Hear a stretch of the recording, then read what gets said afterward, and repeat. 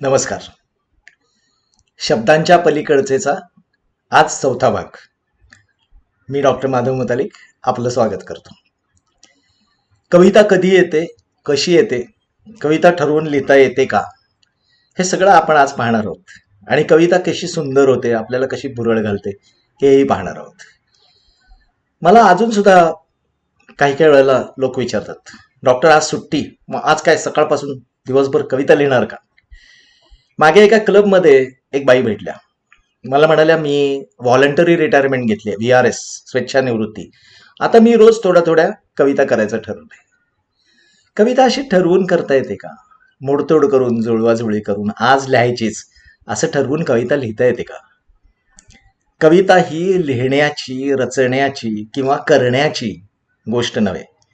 There is no conscious plan for poetry. आराखडा ठरवून, जुळवाजुळव करून कविता लिहिता येत नाही. वर्ड्सवर्थच्या शब्दात कविता म्हणजे spontaneous overflow of powerful emotions. Spontaneous overflow आपोआप झालं पाहिजे, उत्स्फूर्तपणे झालं पाहिजे, अचानक झालं पाहिजे. तीव्र भावनांचं अचानक भरून येणं आणि त्याचं प्रकटन म्हणजे कविता. आणि ओव्हरफ्लो म्हणजे भडाभडा ओकून टाकणं नव्हे. जे काही आहे ते सहज आलं पाहिजे, हळूवार आलं पाहिजे, अनिवार्यपणे ते येण्याचं आहे म्हणून आलं पाहिजे, तेव्हा ती कविता होते. कविता ही उत्स्फूर्त असते आणि ती वाट बघून येत नाही. माझ्या शब्दात सांगायचं तर, कवितेने तशी माझी कधी वाट पाहिली नाही. कवितेने तशी माझी कधी वाट पाहिली नाही. मीही तशी कवितेची कधी वाट पाहिली नाही. कवितेने तशी माझी कधी वाट पाहिली नाही. मीही तशी कवितेची कधी वाट पाहिली नाही. तरी सुद्धा जेव्हा जेव्हा तिने मला हाक मारली, तिला ओ द्यायला सुद्धा कधी मी चुकलो नाही. तरी सुद्धा जेव्हा जेव्हा तिने मला हाक मारली, तिला ओ द्यायला सुद्धा कधी मी चुकलो नाही. कविता तुम्हाला हाक मारते, तुम्हाला बोलावते, तुम्हाला बाहूमध्ये, मिठीमध्ये घेण्यासाठी बोलावते. आणि त्यावेळी, त्या क्षणी जर तुम्ही मुक्त नसाल तर मग ती कविता परत जाते. कविता आपल्याला हाक मारते, ती हाक आपल्याला कळली पाहिजे. आणि ती हाक आपल्याला जेव्हा कळते तेव्हा कविता होते. आपण तिला बोलावलं म्हणून कविता येत नाही. बोलावल्याबरोबर यायची तिला तशी सवयच नाही. मला सुद्धा कधी कधी कवितेची ओढ लागते. मला सुद्धा कधी कधी कवितेची ओढ लागते. तिच्या वाचून जगायचे कधी कधी खोटे वाटते. तेव्हा मात्र मी तिला हाक मारतोच असे नाही. तेव्हा मात्र मी तिला हाक मारतोच असे नाही. बोलावल्याबरोबर यायची तिला तशी सवय नाही. बोलावल्याबरोबर यायची तिला तशी सवय नाही. केव्हा येते ती? तिला वाटेल तेव्हा येते. तिला वाटेल तेव्हा येते. रेंगाळते क्षणभर, न बोलताच बोलून जाते बोलल्यासारखे जन्मभर. अशी असते कविता. तिला बाहूत घ्यायला जर तुम्ही मोकळे नसाल, मुक्त नसाल, तर मग ती आल्या पावली माघारी परत निघून जाते. मी व्यापात असतो तेव्हा ती जवळ येत नाही. मी व्यापात असतो ती तेव्हा जवळ येत नाही.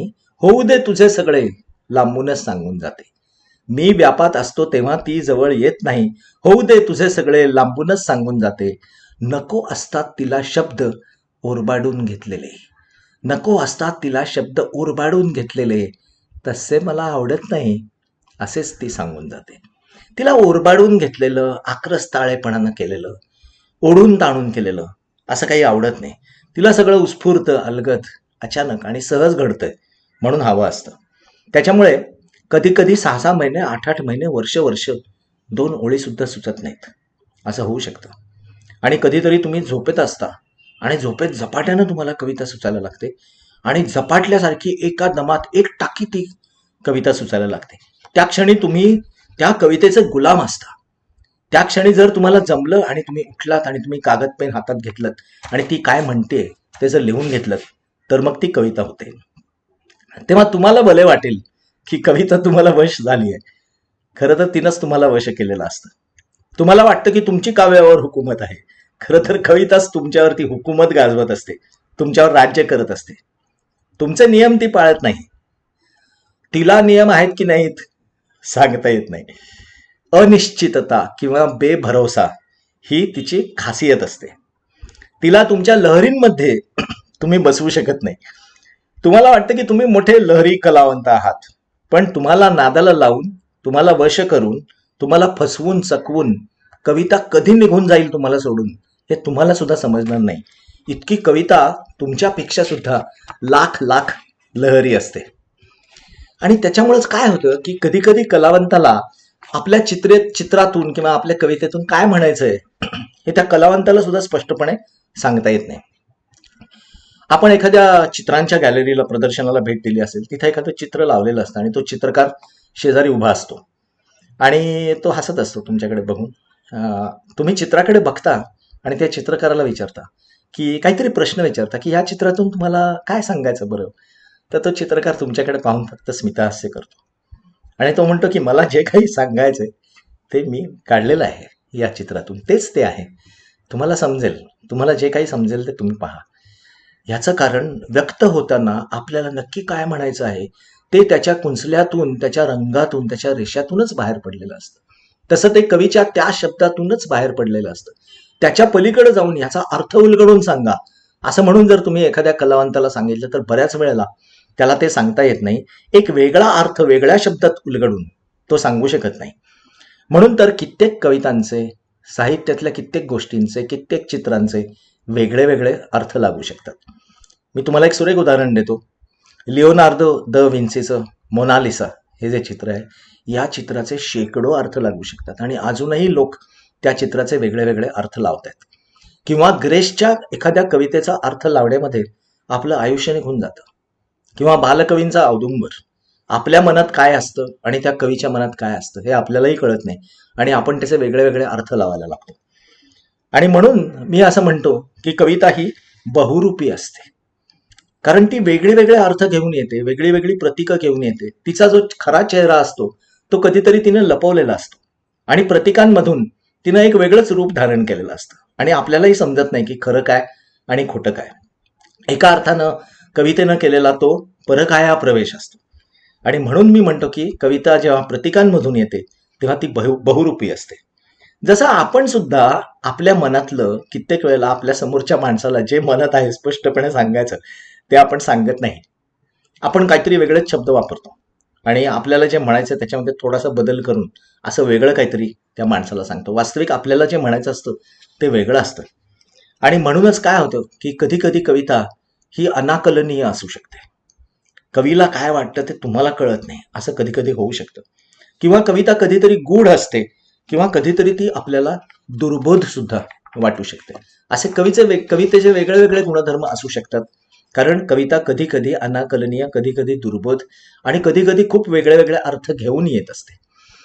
कवीच्या मनावर झालेले संस्कार, त्याचं एकंदर वाचन, त्यानं केलं आतापर्यंत केलेलं लिखाण, तो ज्या परिस्थितीमध्ये वाढला, त्याचे स्वतःचे मूळचे गुणधर्म, त्याचा स्वभाव आणि त्याच्या मेंदूनं शिकलेले किंवा आत्मसात केलेले जे काही ताल असतात, सूर असतात, ज्या काही लयी असतात, काही शब्दकळा असतात, काही नाद असतात, या सगळ्यामधून कवीची कविता ही सजत असते. आणि म्हणून ती कविता तशी का लिहेल हे आपण सांगू शकत नाही. कधी कधी कविता त्यामुळे नटून येते, सजून येते, असं होऊ शकतं आणि ती नाद निर्माण करते. आणि हे सगळं ज्यावेळी आपल्या मनात भिनत जातं तेव्हा आपल्याला समजतं की या कवीला अत्यानंद झालेला आहे, तो प्रचंड आनंदात आहे आणि तो आनंद व्यक्त करावा असं हे त्याला कळत नाही. त्यावेळेला अशा मधुर शब्दातून, अशा मनोरम शब्दामधून त्याची कविता साकार होते आणि आपल्याला मोहात पडते आणि आपल्याला भुरळ सुद्धा घालते कित्येक वेळा कविता. बालकवी किंवा बोरकरांची कविता पहा, ती एखादं निसर्ग चित्र आपल्यासमोर उभं करते. एखाद्या चित्रकारानं एक चित्र काढलंय, त्याच्या रंगांमधून, रेषांमधून, कुंचल्यामधून. कविता म्हणजे एक चित्र असतं, त्याच्या पुढे जाऊन कविता हे छायाचित्र असतं, एखादा तो फोटो आहे. अशा पद्धतीनं बालकवी किंवा बोरकर एखादं निसर्ग चित्र आपल्यासमोर जिवंत करतात. आणि त्याच्यामुळे कधी कधी काय होतं, डोंगरातून, दऱ्यातून झरे, धबधबे कोसळत असतात, पण त्या झऱ्यांच्या जागी बोरकरांना हिरे दिसायला लागतात निळ्या रंगाचे. किंवा कधी कधी असंही होतं की नुकताच पाऊस पडून गेलेल्या पावसानंतर ढगांमधून कोवळं ऊन येत असतं आणि त्या कोवळ्या उन्हामधून गळणारा पारा बोरकरांना दिसायला लागतो. किंवा कधी कधी जो मस्त सुगंधी वारा पसरलेला असतो, त्या वाऱ्याकडे बघून बोरकरांना असं वाटतं की सुरमा आणि अत्तर घालून हा वारा निघालाय. आणि ह्याच बोरकरांना कधी कधी वाहणारी नदी पाहून आपल्याच नादात चाललेली एखादी नववधू आहे असं वाटू शकतं. असं सुंदर निसर्ग चित्र बोरकर आपल्यासमोर उभे करतात. गिरी दरीतुनी झरे नवे हे हिरे उसळती निळे. गिरी दरीतुनी झरे नवे हे हिरे उसळती निळे. ढगा ढगातुनी अनपाऱ्या परी ऊन गळे कोवळे. ढगा ढगातुनी अनपाऱ्या परी ऊन गळे कोवळे. गिरी दरीतुनी झरे नवे हे हिरे उसळती निळे. ढगा ढगातुनी अनपाऱ्या परी ऊन गळे कोवळे. असे शब्द बोरकर आपल्याला सांगतात. किंवा सुरमा अत्तर घालून हिंडे वारा स्वप्नामधी. सुरमा अत्तर घालून हिंडे वारा स्वप्नामधी. परी नवोढा धुंदीतचही गात चालली नदी. परी नवोढा धुंदीतचही गात चालली नदी. असे शब्द या कवितेमध्ये येतात. आणि इथे सुरू होते ती कवितेमधली तिसरी मिती, त्रिमिती नाही, कवितेमधली चौथी मिती, पाचवी मिती, सहावी मिती, fourth dimension, fifth dimension, sixth dimension, असं या ठिकाणी सुरू होतं. नुसते शब्द नाही, त्या शब्दांच्या पाठोपाठ येणारं चित्र, त्या चित्राच्या नंतर छायाचित्र, आणि त्याच्यानंतर लय, सूर, नाद, रंग, रस, संगीत आणि आता गंध सुद्धा. अशा कवितांना गंध असतो आणि ती कविता वाचताना तो गंध आपल्याला अचानकपणे यायला लागतो. या सगळ्या डायमेन्शन्सच्या, या सगळ्या मितींच्या पलीकडं सुंदर कविता जाऊन पोचते. आणि म्हणूनच क्षणात येते सरसर शिरवे क्षणात फिरून ऊन पडे असं म्हटलं की आपल्याला आपल्या अंगावरती आपल्याला भिजवून जाणारं झिरमाट येऊन गेलं असं पटकन एका क्षणात वाटून जातं.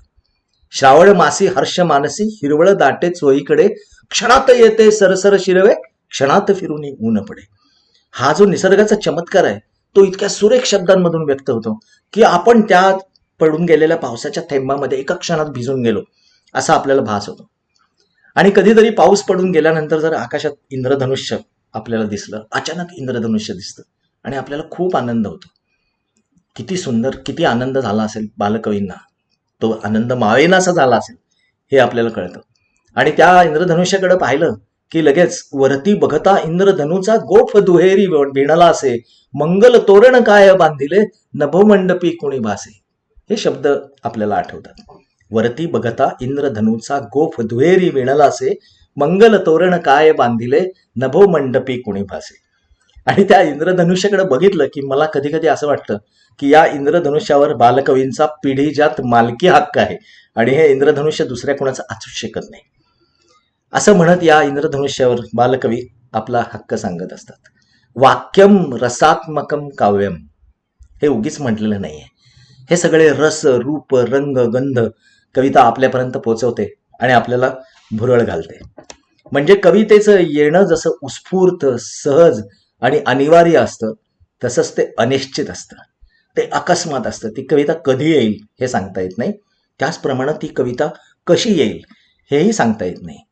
छंद, मात्रा, वृत्त, गण, लय याचप्रमाणे अनुप्रास, उपमा, उत्प्रेक्षा, चेतन उणक्ती अशा असंख्य दागिन्यांनी, अशा असंख्य अलंकारांनी नटून कविता आपल्यासमोर सजून नटून थटून येते आणि मग आपण त्या कवितेच्या मोहात पडतो. सृष्टीतल्या या असंख्य मितींनी कविता अशी सुंदर होते आणि आपल्याला कविता वश करून घेते. तर हा होता शब्दांच्या पलीकडचेचा चौथा भाग. आणि पुढच्या भागामध्ये आपण कवितेतल्या आणखी गमती जमती पाहणार आहोत. कविता ही रसिकांची कशी होऊन जाते, कवीचे, कलावंताचे अनुभव हे सर्वसामान्य माणसाचे अनुभव कसे होऊन जातात आणि त्यावेळी मग ती आपल्याला कविता आपली कविता अशी का वाटायला लागते, यातल्या गमती जमती आपण पुढच्या वेळी ऐकूया. मी डॉक्टर माधव मुतालिक आज आपली रजा घेतो. धन्यवाद.